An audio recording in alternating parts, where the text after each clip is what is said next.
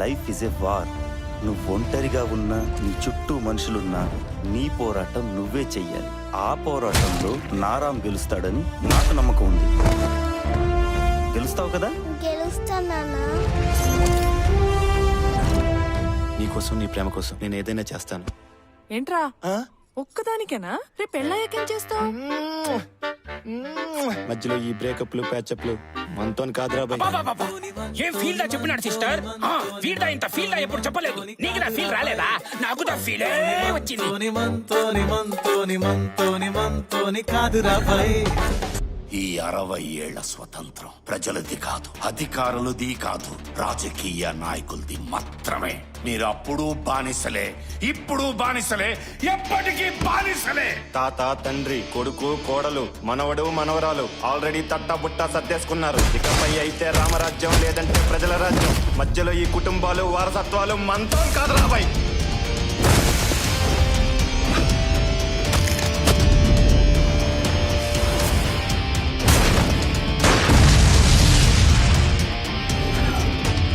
తల్లి మీద గన్ను పెట్టినందుకే తలలాడిపోతున్నావే. దేశంలో ఎక్కడ పడితే అక్కడ బాంబులు పెట్టారు. ఎంతమంది తల్లులు పిల్లల్ని పోగొట్టుకున్నారు, ఎంతమంది పిల్లలకి తల్లులు ఎక్కడ పోయారు. దేశాన్ని ప్రేమించడం, ఇస్లాంని పాటించడం ఒక్కటే నమ్మే కోట్లాది మంది ముస్లింస్ లో నేను ఒకటి. మీ హిందుస్థానీ కాఫీలు చెప్పడానికే ఆ దేవుడు మమ్మల్ని పుట్టించారా?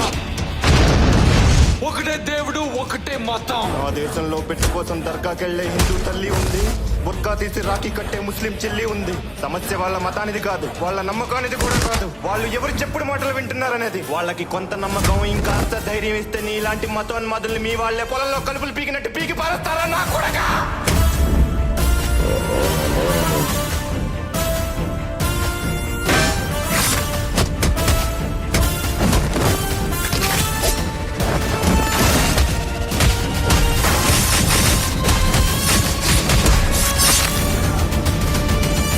దేశాన్ని ప్రేమిస్తే ఇచ్చి పడేయాలా, లేదంటే చచ్చిపోవాలా?